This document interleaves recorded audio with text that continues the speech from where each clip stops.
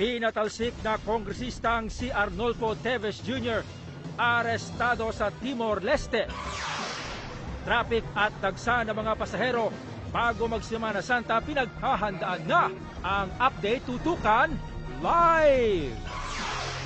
At ang pasilip sa pagbabalik Pinas ng award-winning musical na Miss Saigon. Abangan sa TV Patrol.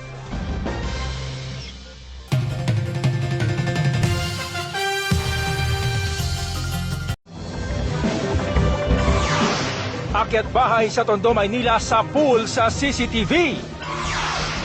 Malaking taas presyo sa petrolyo, asahan na sa susunod na linggo. At ang pasilip sa paghahanda ng It's Showtime sa pag-ere sa GMA.